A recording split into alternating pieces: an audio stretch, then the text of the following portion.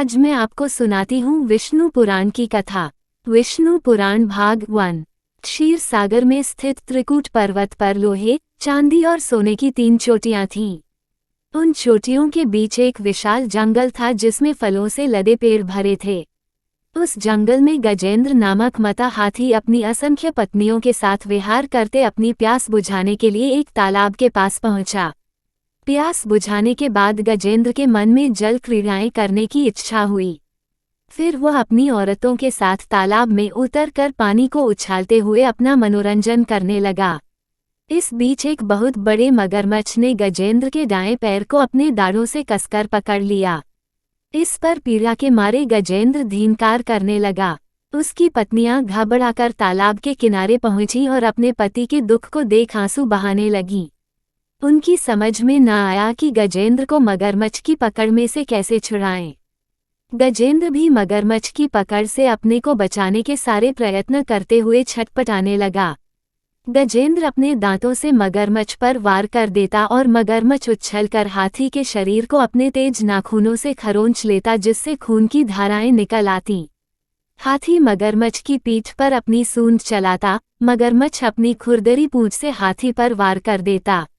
अगर हाथी अपने चारों पैरों से मगरमच्छ को कुचलने की कोशिश करता तो वो पानी के तल में जाकर छिप जाता। इस पर हाथी किनारे पर पहुंचने के लिए आगे बढ़ता, तब झट से मगरमच्छ हाथी को पकड़कर खींच ले जाता और उसे पानी में डुबो देता। इस तरह मगरमच्छ और हाथी के बीच 1000 साल तक लगातार लड़ाई चलती रही। गजेंद्र अपनी ताकत पर विश्वास करके हिम्मत के साथ लड़ता रहा, फिर भी धीरे धीरे उसकी ताकत घटती गई। मगरमच्छ तो पानी में जीने वाला प्राणी है, पानी के अंदर उसकी ताकत ज्यादा होती है। वो हाथी का खून चूसते दिन ब दिन मोटा होता गया। हाथी कमजोर हो गया, अब सिर्फ उसका कंकाल मात्र रह गया। मगरमच्छ की पकड़ से अपने को बचा लेना हाथी के लिए मुमकिन न था। आखिर गजेंद्र दुखी हो सोचने लगा, मैं अपनी प्यास बुझाने के लिए यहाँ पर आया। प्यास बुझाने के बाद मुझे यहाँ से चला जाना चाहिए था। मैं नाहक क्यों इस तालाब में उतर पड़ा? मुझे कौन बचाएगा? फिर भी मेरे मन के किसी कोने में ये यकीन जमता जा रहा है कि मैं किसी तरह बच जाऊंगा। इसका मतलब है कि मेरी आशा का कोई आधार जरूर होगा। उसी को मैं ईश्वर कहकर पुकारता हूँ। देवता, भगवान, ईश्वर नामक भावना का मूल बने हे प्रभु। तुम ही सभी कार्यकलापों के कारण भूत हो। मुझ जैसे घमंडी प्राणी जब तक खतरों में नहीं फंसते तब तक तुम्हारी याद नहीं करते।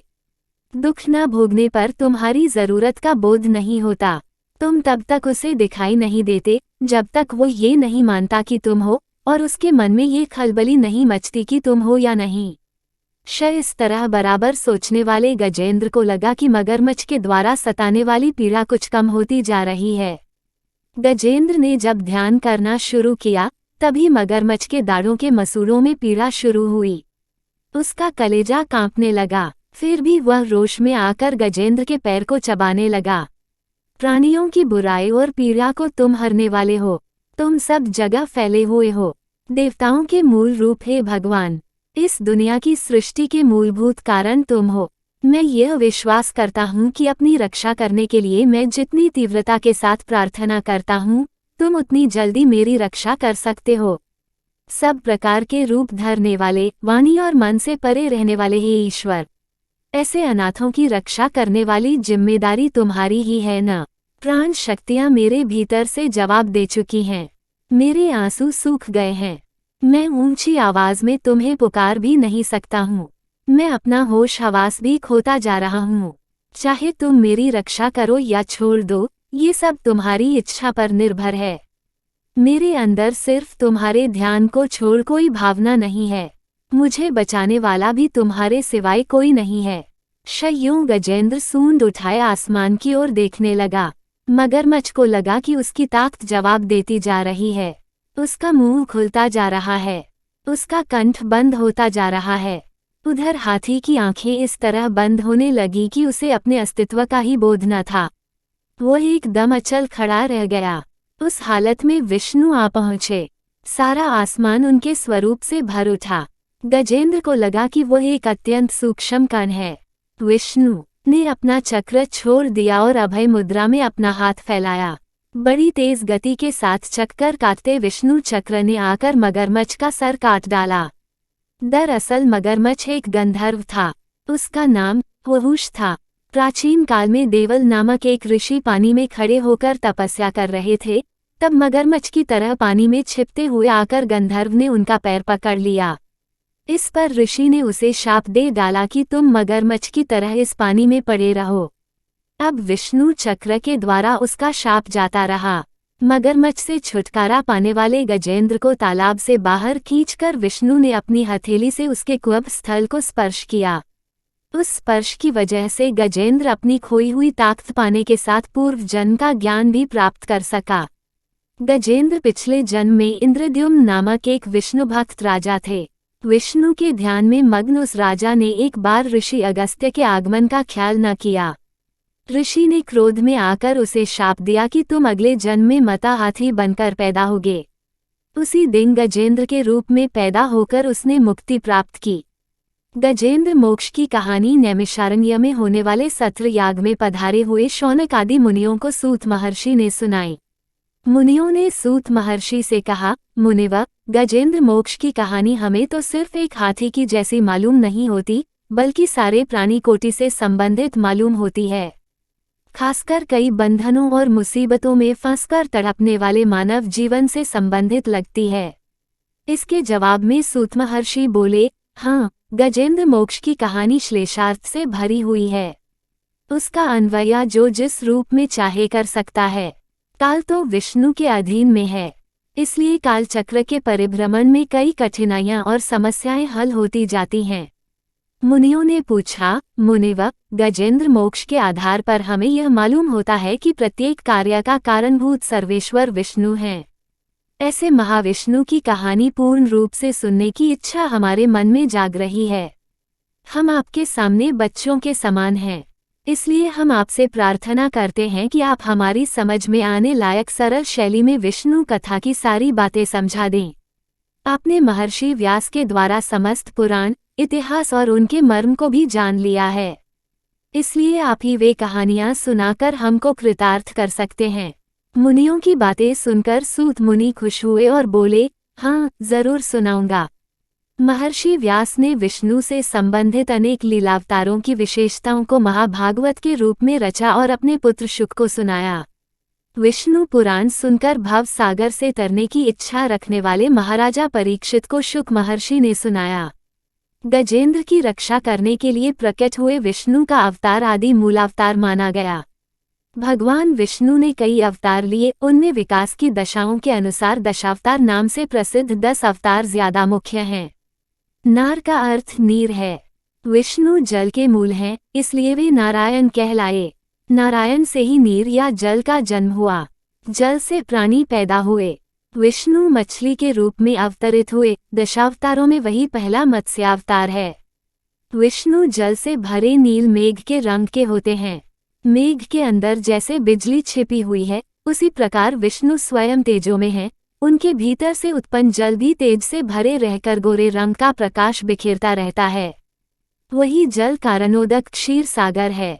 क्षीर सागर में अनंत रूपी काल समय शेषनाग के रूप में कुंडली मारे लेटा रहता है। शेषनाग के 1000 फन हैं।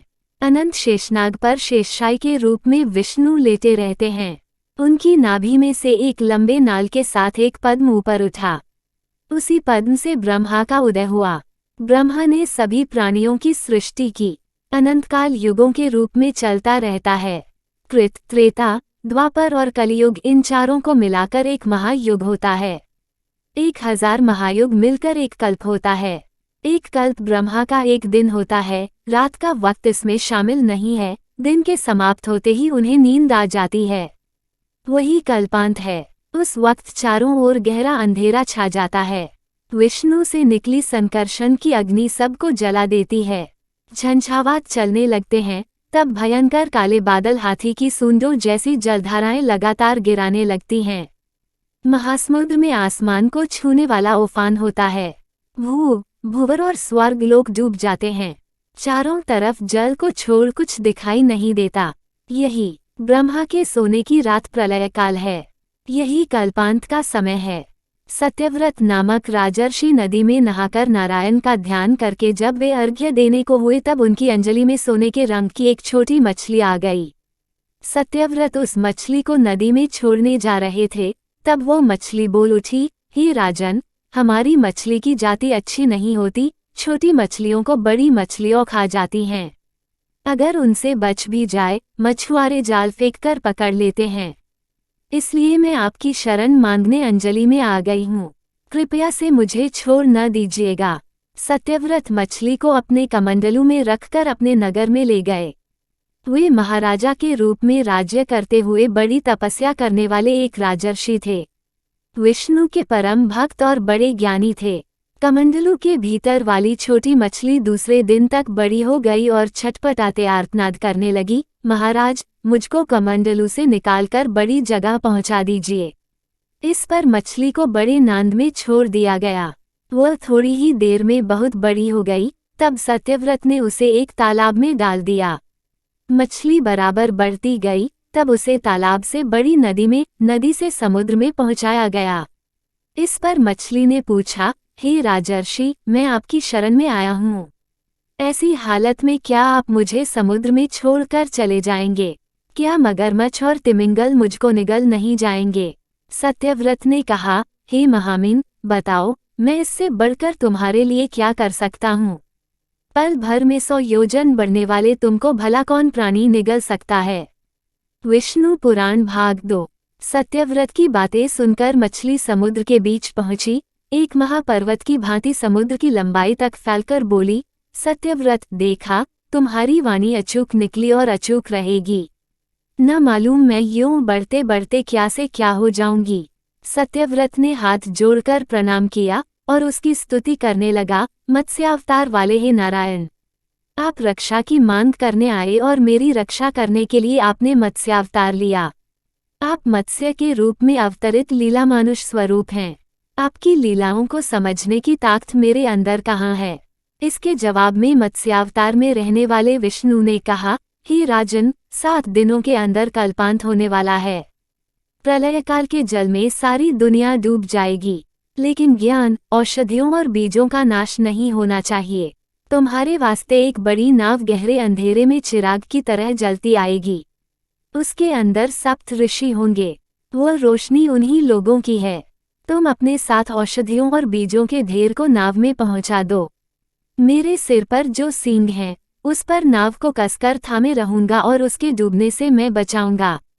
इसी के वास्ते मैंने इस रूप में अवतार लिया है। इस वक्त ब्रह्मा निद्रा में निमग्न है। उनके जागने तक ये नाव ध्रुव नक्षत्र को दिशा सूचक बनाकर यात्रा करेगी। अगले कल्प में तुम वैवस्वत के नाम से मनु बनोगे। सत्यव्रत ने विष्णु की आज्ञा को शिरोधार्य कर नतमस्तक हो उन्हें प्रणाम किया। मत्स्यावतार अपने 4 पंखों को फड़फड़ाते ऊंची लहरों को चीरते समुद्र के अंदर चला गया। ब्रह्मा गहरी नींद सो रहे थे। अंधकार में प्रलय तांडव हो रहा था। हयग्रीव नामक सोमकासुर समुद्र तल से ऊपर आया, फिर अचानक चमगीदड़ की तरह ब्रह्मा के सत्यलोक में उड़कर चला गया। ब्रह्मा जब नींद के मारे पहले जम्हाइयां ले रहे थे, तब उनके चारों मुखों से सफेद, लाल, पीले और नीले रंगों में चमकने वाले 4 वेद बाहर निकले और नीचे गिर गए। हयग्रीव ने उन वेदों को उठा ले जाकर समुद्र के अंदर छिपा दिया। हयग्रीव देवताओं और विष्णु का भी जबरदस्त दुश्मन था। वेदों के बिना ब्रह्मा सृष्टि की रचना नहीं कर सकते थे। हर एक कल्प में विष्णु अच्छाई को बढ़ावा देकर उसका विकास करना चाहते थे। उनके इस संकल्प को बिगाड़ देना ही हयग्रीव का लक्ष्य था। प्रलयकालीन समुद्र पृथ्वी को डुबो रहा था। उस वक्त सत्यव्रत को उस गहरे अंधेरे में दूरी पर नक्षत्र की तरह टिमटिमाने वाली रोशनी में एक नाव दिखाई दी। वही 7 ऋषियों की कांति से भरी नाव थी।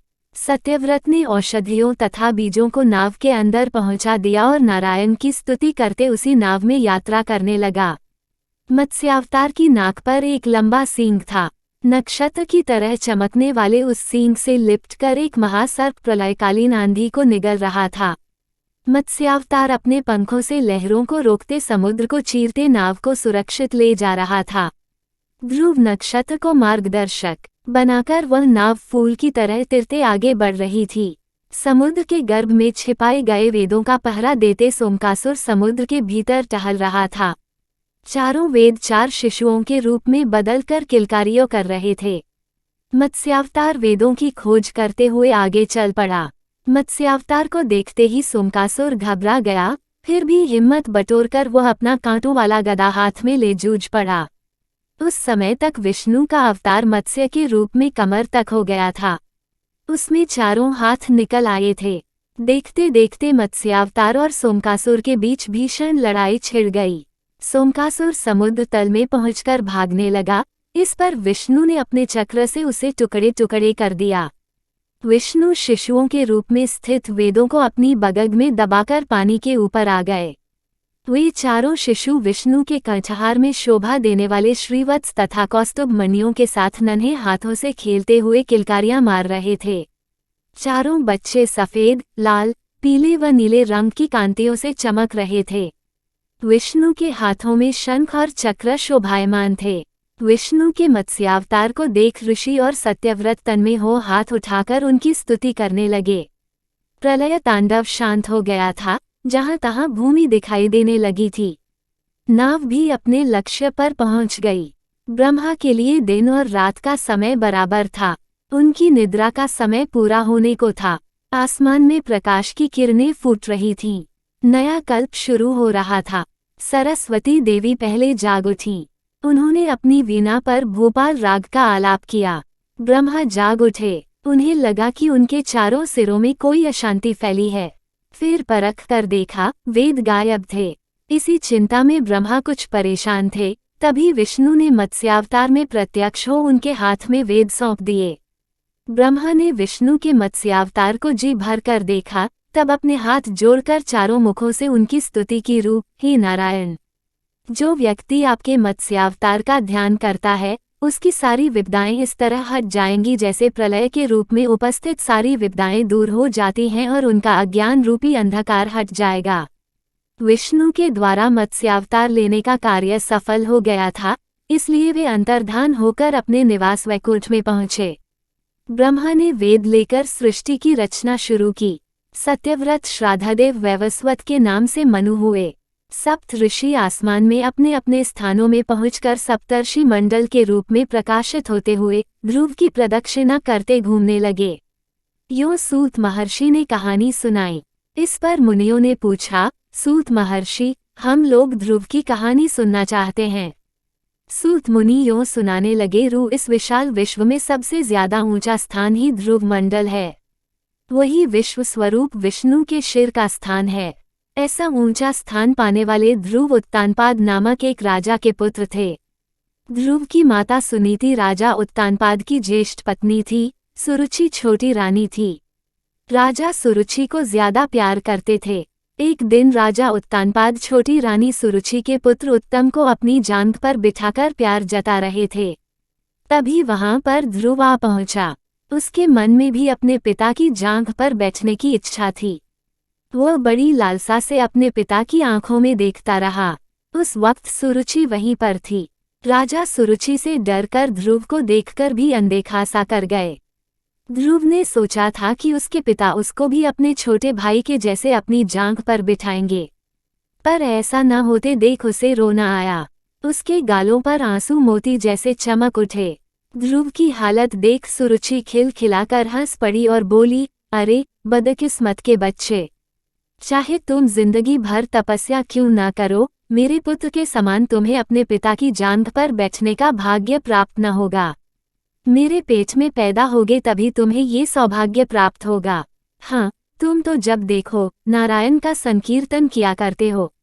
अब तपस्या करके उसी नारायण से पूछकर देखो, कहीं वे तुमको ऐसा सौभाग्य प्रदान कर सकते हैं या नहीं। यूं सुनीति ने ध्रुव का मजाक उड़ाया। बालक ध्रुव का मन कचोट उठा।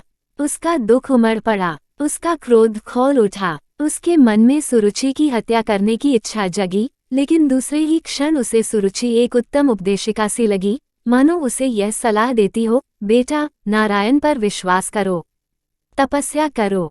तब ध्रुव को लगा कि उत्तम कुमार ऐसे महान उपदेश पाने का सौभाग्य न रखने वाला एक अभागा है।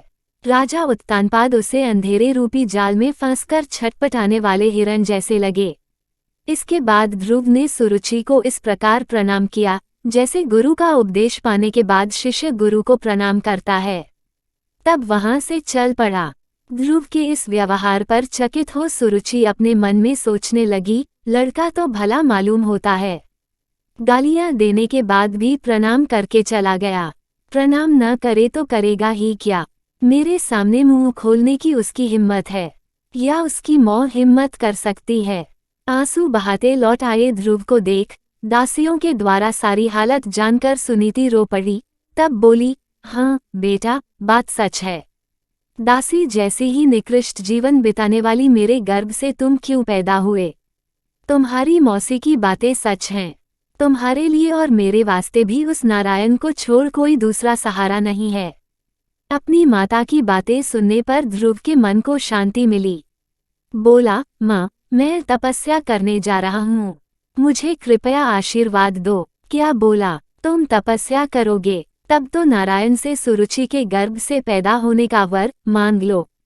सुनीति ने कहा, माँ, ऐसी बातें अपने मुंह से न निकालो।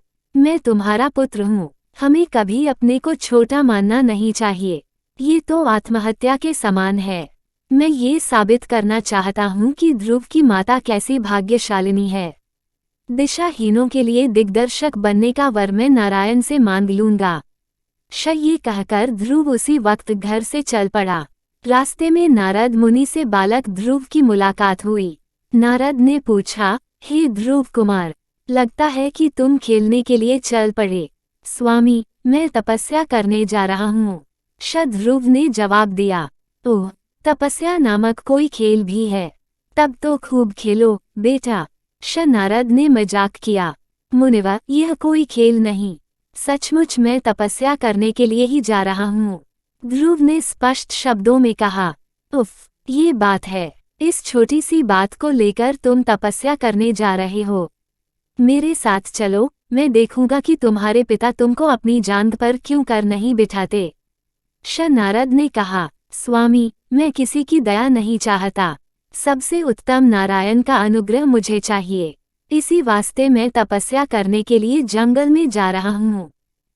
ध्रुव ने कहा, तपस्या करना कोई हंसी खेल की बात नहीं बेटा।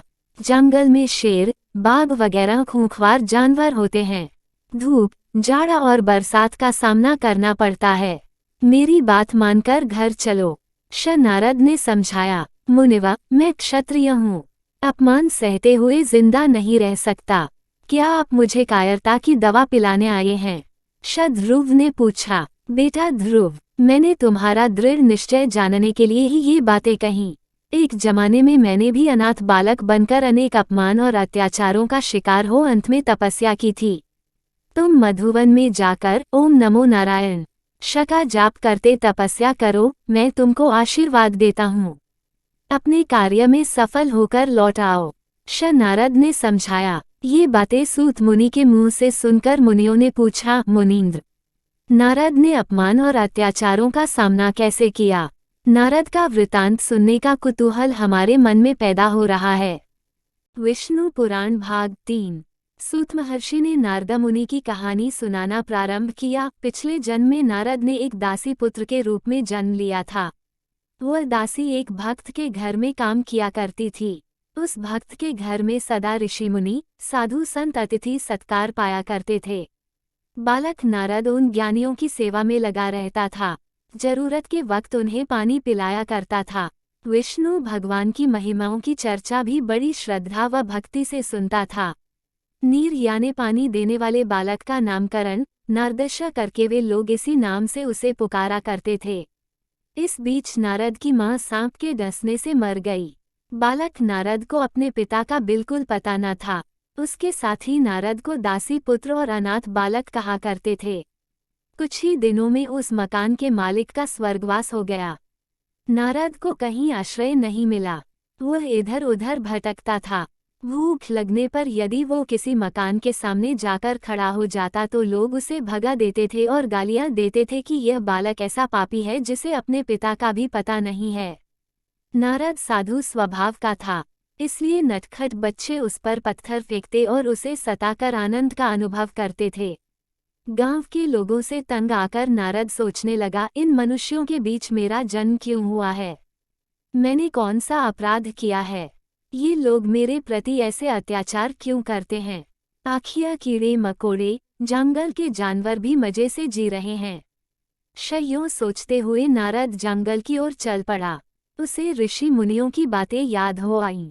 मुझे भी तपस्या करके देवताओं के बीच जन्म लेना है। यूं निश्चय कर नारद ने तपस्या करना शुरू किया। अनाथों का जो रक्षक है, जो सारे जगत का पिता है, वही मेरे लिए भी पिता है। वह मुझे कुछ भी बनाए, पसंद है। इस प्रकार सोचते नारद ने समय का ख्याल किए बिना भयंकर तपस्या शुरू कर दी। नारद की तपस्या पूर्ण हो गई। उसके भीतर एक तेज ने प्रवेश किया। एक ज्योति के रूप में प्रत्यक्ष होकर विष्णु भगवान ने कहा, वत्स नारद, तुम मेरे अंदर विलीन होने जा रहे हो। इसके बाद तुम ब्रह्मा के मानस पुत्र के रूप में जन्म धारण करोगे। तुम चिरंजीवी होकर तीनों लोकों का भ्रमण करते हुए सदा मेरी स्तुति किया करोगे। इसके बाद नारद ने विष्णु के अंश को लेकर ब्रह्मा के मानस पुत्र के रूप में जन्म लिया और देवमुनि के रूप में पूजा पाने लगे। विष्णु भगवान की लीलाओं के अवतारों में एक नारद का अवतार भी बताया गया है। ऐसे नारद मुनि से उपदेश पाकर ध्रुव तेज गति के साथ आगे बढ़े चले जा रहे थे। उस समय उत्तम कुमार रोते हुए आ पहुंचा और ध्रुव के सामने हाथ फैलाकर उनको रोकते हुए बोला, भैया, आप कृपया जंगल में मत जाइए। आप जंगल में चले जाएंगे तो मैं किसके साथ मिलकर हरि का भजन करूंगा? मेरी माताजी ने आपको डांटा, पर मैंने क्या किया है? मुझ पर आप क्यों नाराज होते हैं? आप रुक जाइए। यूं कहते हुए उत्तम फूट फूट कर रोने लगा। ध्रुव ने उत्तम कुमार के गले लगकर समझाया, मेरे छोटे भैया, मेरी माताजी ने मुझे जन्म दिया। मुझे क्या ये साबित नहीं करना है कि मेरी माताजी भी महान है? इसलिए मैं जा रहा हूँ। उत्तम बोला, तब तो मैं भी आपके साथ चलूंगा। आप तपस्या में लग जाइए। मैं आपके लिए कंदमूल फल लाया करूंगा। ऐसा करने पर तुम्हारी माँ रोएंगी। मेरे छोटे भाई, मैं तुम्हारा बड़ा भाई हूँ, इसलिए तुम्हें मेरी बात माननी ही पड़ेगी। जाओ। ध्रुव ने कहा। ध्रुव के मुंह से ये बातें सुनकर उत्तम कुमार वहीं पर लुढ़क पड़ा और रोने लगा। सुरुचि आकर उसे समझाने लगी। इस पर उत्तम गुस्से में आकर बोला, माँ, तुम मुझे छुओ मत। तुम्हारी वजह से ही बड़े भैया जंगल में जा रहे हैं। सुरुचि लज्जा के मारे सर झुकाकर अपने को कोसने लगी, मैं पापिन हूँ। मेरे ही कारण ये सब हुआ। इतने में राजा उत्तानपाद पहुंचकर बोले, ध्रुव, तुम रुक जाओ। ये सब मेरी मंद बुद्धि की वजह से ही हुआ है। मेरा राज्य तुम्हारा है, वापस चलो। इस बीच ध्रुव काफी दूर तक चले गए थे। नारद ने सुनीति से कहा, माताजी, तुम्हारे गर्भ से एक रत्न जैसा पुत्र पैदा हुआ है। तुम अपने बेटे के बारे में बिल्कुल चिंता मत करो। नारायण स्वयं उसकी रक्षा करेंगे। फिर उत्तानपाद की ओर मुड़कर नारद बोले, राजन, हम सबको इस बात पर खुश होना चाहिए।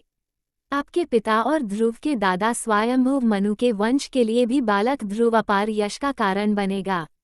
इसमें किसी का कोई दोष नहीं है। ये श्रीमन्नारायण का संकल्प है। यूं समझाकर नारद मुनि ने सबको शांत किया। मधुवन में बैठकर ध्रुव ओम नमो नारायणाय का मंत्र जापते तपस्या कर रहे थे। यमुनांदी उस मंत्र में श्रुति मिला रही थी। ध्रुव की तपस्या से तीनों लोग कांपने लगे। कोई यदि कहीं भी तपस्या करता हो तो इंद्र ये सोचकर डरते हैं कि कहीं वह तप करके उनके पद की कामना न कर बैठे। इस डर से उनके तप में विघ्न डालने के लिए वे भयंकर इंद्रजाल रचा करते हैं। इसी प्रकार इंद्र ने अपने वज्रायुध को हिलाकर आंधी तूफान और बिजली गिराकर भयंकर उत्पात मचाए, पर ध्रुव थोड़ा भी विचलित न हुए।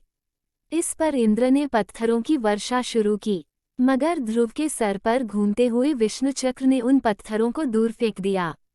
उस समय नारद ने जाकर इंद्र को समझाया, आपने ध्रुव को साधारण बालक मात्र समझा है। आप उनका कुछ भी बिगाड़ नहीं सकते। आपको व्यर्थ में अपमानित होना पड़ेगा। इंद्रपद तो ध्रुव के लिए घास के तिनके के बराबर है। अंत में ध्रुव की तपस्या पर प्रसन्न हो विष्णु भगवान प्रत्यक्ष हुए। ध्रुव विष्णु के पैरों से लिपटकर अपार आनंद के मारे मूक रह गए। वे अपने मन में सोचने लगे, भगवान, मैं पूर्ण हृदय से आपकी स्तुति करना चाहता हूँ, लेकिन मैं एक छोटा बालक हूँ। आपकी स्तुति करने के लिए मेरे पास शब्द नहीं हैं। इस पर विष्णु ने अपने शंख को ध्रुव के गालों पर छुआ दिया। दूसरे ही क्षण वेदों के तत्वों से भरे स्तोत्र पाठ सामगान के रूप में ध्रुव के मुंह से निकलने लगे। विष्णु ने मंदहास करते हुए पूछा, ध्रुव, मांग लो, तुम क्या चाहते हो? ध्रुव भक्तिपूर्वक बोला, हे परम पुरुष, जैसे भौरा कमल से हमेशा लगा रहता है, वैसे ही सदा आपके मधुर मंदहास वाले मुख पद्म को देखते रहने की मेरी इच्छा है। इससे बढ़कर मैं कुछ नहीं चाहता। अच्छी बात है, लेकिन पहले तुम अपने राज्य में जाकर धर्म का पालन करते हुए शासन करो। इसके बाद तुम मेरे विश्वरूप का शिरोभाग बने ध्रुव पद पर पहुंच जाओगे। कल्पांतों के बाद भी तुम उस अचल पद को ग्रहण कर सदा प्रकाशमान रहोगे। शयों समझाकर विष्णु भगवान अंतर्धान हो गए। इसलिए ध्रुव को अनुग्रह प्रदान करने वाले विष्णु का अवतरण ध्रुव नारायण अवतारश कहा गया है। इसके बाद ध्रुव अपनी महिष्मतीपुरी में आ गए।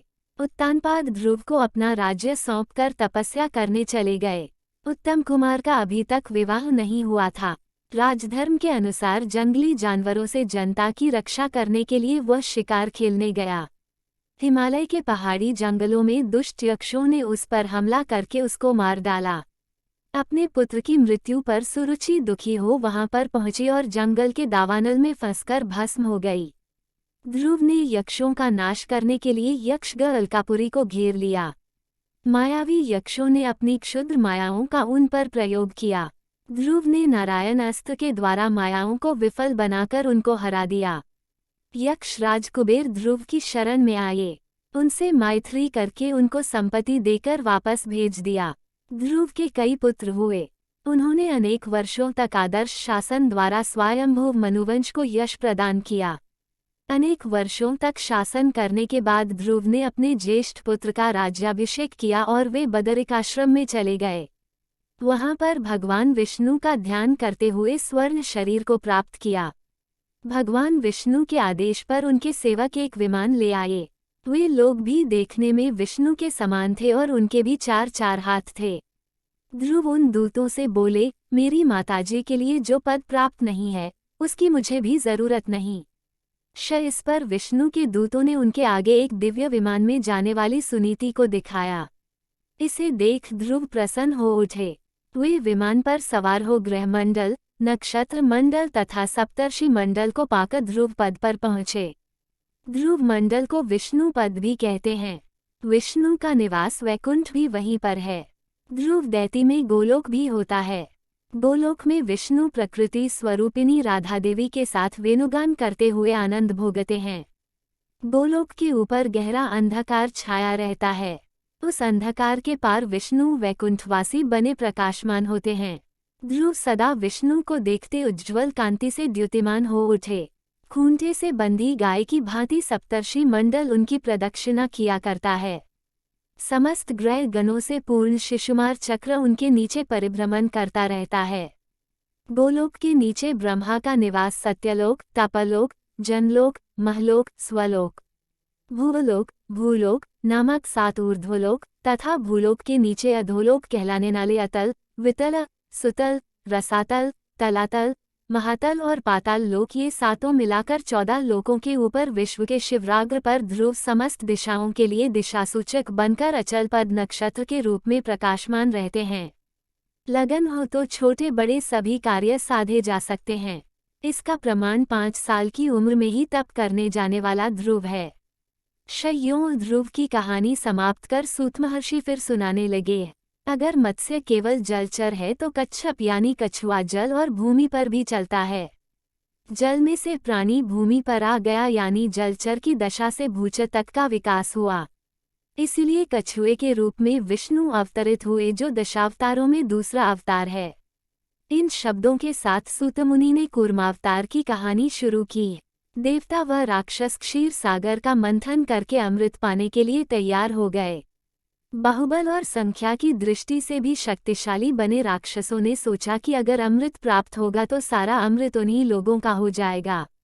राक्षसों को अमृत के द्वारा अगर अमृतत्व प्राप्त हो जाएगा तो हमारा क्या नुकसान होगा।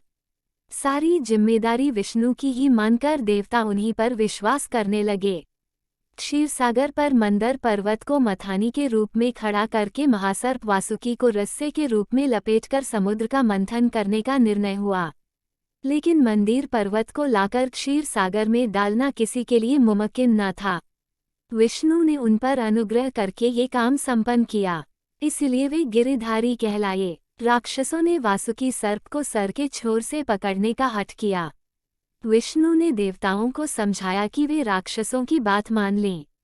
तब विष्णु ने भी सबके अंत में वासुकी की पूंछ के छोर को पकड़ लिया। इसके बाद क्षीर सागर को मथने का काम शुरू हुआ। विष्णु पुराण भाग 4। क्षीर सागर मंथन के समय राक्षस देवताओं का मजाक उड़ाते रहे और अपना पूरा भुजबल दर्शाते हुए सर्पराज को खींचते रहे। देवताओं ने अपने बल का पूरा प्रयोग किया। उनके खींचने की इस प्रक्रिया में वासुकी महासर्प ने विष उगल दिया। वह विष ज्वालाएं बिखेरना लगा। इन ज्वालाओं में कितने ही राक्षस जल गए। लग रहा था कि इस हलाहल से पूरा लोक ध्वंस हो जाएगा। उसी समय मंदर पर्वत भी समुद्र के अंदर डूब गया। सबने शिव से प्रार्थना की। शिव ने हलाहल को निगल डाला और उसे कंठ में ही रोककर लोक की रक्षा की। वे गरल कंठ कहलाए गए। विपत्ति टली पर पर्वत डूब गया। देवताओं ने विष्णु से प्रार्थना की। विष्णु ने बड़े कच्छप के रूप में कूर्मावतार लिया और समुद्र में डूबे पर्वत को अपनी पीठ पर ढोते हुए ऊपर ले आए। कच्छप बनकर मंदर पर्वत को ढोते हुए विष्णु ने बड़ी ही सावधानी बरती। पर्वताग्र पर बैठकर उन्होंने एक पांव से उसे दबाकर रखा, जिससे वह इधर उधर न हिले डुले। साथ ही देवताओं के साथ मिलकर वे समुद्र को मथने के काम में लगे रहे। यूं विष्णु बहु रूपों में दिखे। सागर मंथन का काम सुचारू रूप से चलने लगा। क्षीर सागर से चंद्र, लक्ष्मी, कल्पवृक्ष, कामधेनु, ऐरावत हाथी, उच्चश्रवा घोड़ा, सुरा नामक नशा व उत्तेजना प्रदान करने वाला पेय और कितने ही पदार्थ उत्पन्न हुए। शिव ने कंठ के हलाहल के ताप के उपशमन के लिए चंद्रमा को सिर पर धारण कर लिया और चंद्रशेखर बने।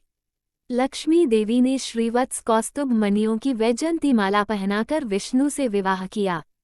विष्णु लक्ष्मीकांत बने। देवता सुरा पीकर सुर बने। अंत में अमृत प्राप्त हुआ। आयुर्वेद के मूल विराट धन्वंतरी के रूप में अमृत कलश लिए, अनेक औषधियों को धारण किए, विष्णु पद्मासन पर आसीन हो समुद्र से होते हुए प्रकट हुए। अमृत के लिए जब क्षीर सागर मथा गया, तब प्रारंभ में हलाहल विष उत्पन्न हुआ। कितनी ही विशेषताओं के घटने के उपरांत और दैव सहायताओं के बाद अमृत प्राप्त हुआ, लक्ष्य की प्राप्ति हुई। इसलिए श्रम से साधा जाने वाला काम सागर मंथनशा कहलाता है और यह उसका पर्यायवाची शब्द बन गया। धन्वंतरी के हाथ में जो अमृत कलश था, उसे राक्षस उड़ा ले गए और दावा किया कि यह हमारा ही है। राक्षसों और देवताओं में मुठभेड़ हुई। जब दोनों के बीच में ये छीना झपटी हो रही थी, तब मंत्रमुग्ध कर देने वाली जगन मोहिनी वहां प्रत्यक्ष हुई। उसे देखकर राक्षस उस पर रीझ गए। मोहिनी ने राक्षसों से कहा, अमृत मुझे दो, मैं बांटूंगी। उसकी बातों में आकर राक्षसों ने कलश उसके सुपुर्द कर दिया। राक्षस एक तरफ बैठे तो देवता दूसरी तरफ। दोनों के बीच में कलश को कमर पर सटाए जगनमोहिनी नृत्य करने लगी और अमृत बांटने को सन्नद्ध हो गई। निश्चेष्ट होकर देवता एकटक उसी की तरफ देखने लगे। मदहोश राक्षस मोहिनी के सौंदर्य को देखते हुए तन्मय हो गए। उन्हें अपनी सुध नहीं रही।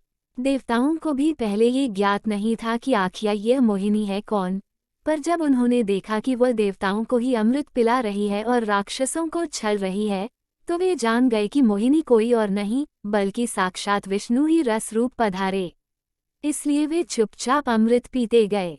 जहाँ देवता निर्लिप्त होकर अमृत का सेवन करते हुए अमृतत्व पा रहे थे, वहाँ दैत्यों ने जगनमोहिनी के मायाजाल में फंसकर उन्मत्त होकर अमृतत्व खो दिया।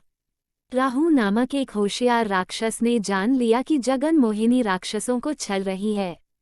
वह जल राक्षसी सिंहिका का पुत्र है, बड़ा ही मायावी है।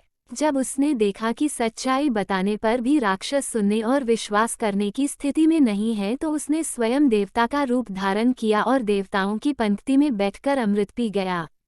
सूर्यचंद्र ने उसकी यह धूर्तता देखी और उन्होंने मंदर पर्वताग्र पर आसीन बहुरूपी विष्णु को यह विषय सूचित किया।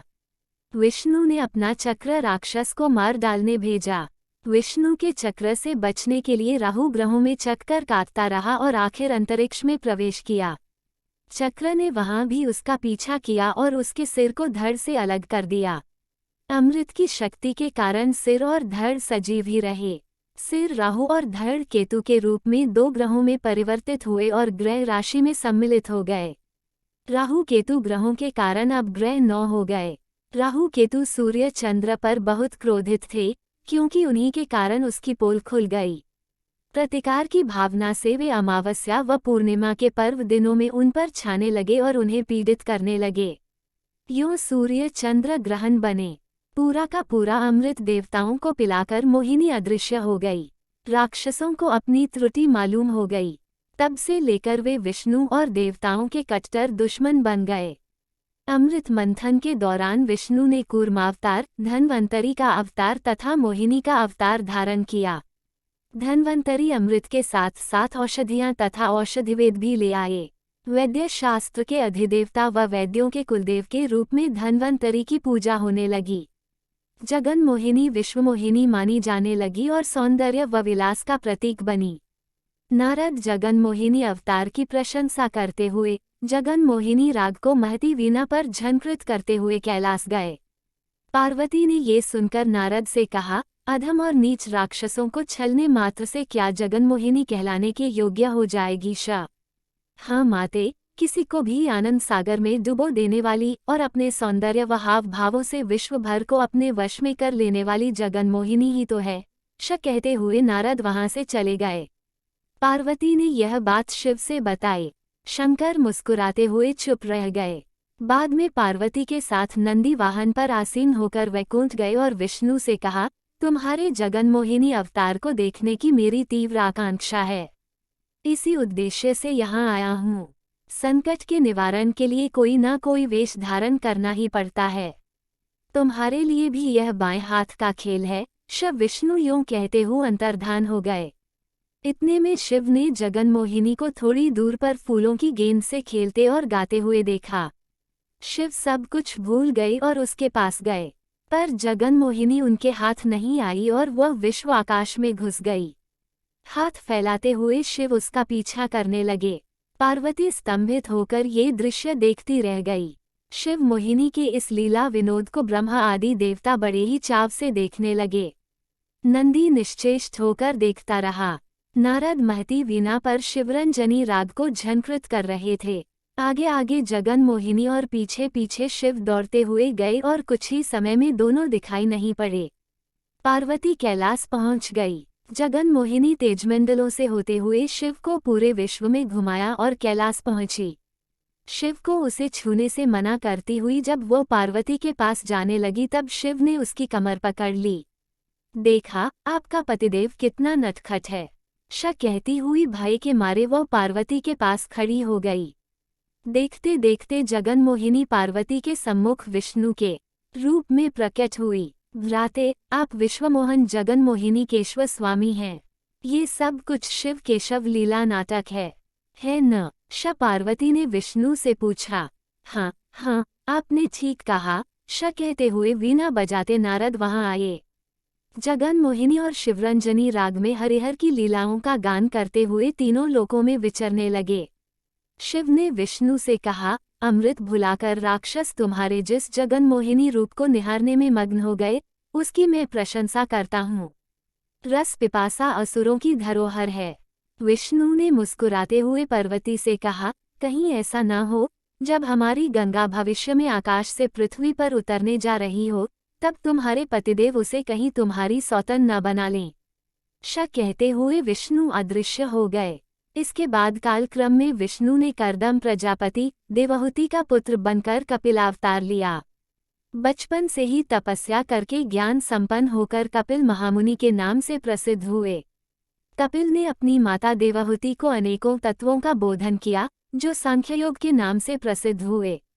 जब कपिल महर्षि पाताल लोक में निर्विराम एक गुफा में तपस्या कर रहे थे, तब पृथ्वी पर सगर सम्राट 100वां अश्वमेध यज्ञ करना चाह रहे थे। इंद्र ने यज्ञ के अश्व को उस गुफा में छिपा दिया जिसमें कपिल महर्षि तपस्या कर रहे थे। सगर के 1000 पुत्र घोड़े को खोजते हुए पाताल लोक में पहुंचे। वहां उन्होंने कपिल महर्षि की गुफा देखी।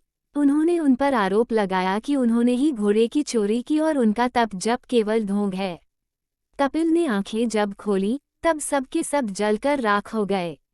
उन भस्म राशियों पर विष्णु पाद रखे गए और स्वर्ग में मंदाकिनी की तरह प्रवाहित हो रही गंगा को पृथ्वी पर ले आने के लिए सगर के प्रपौत्र भागीरथ ने घोर तपस्या की और गंगा को प्रसन्न किया।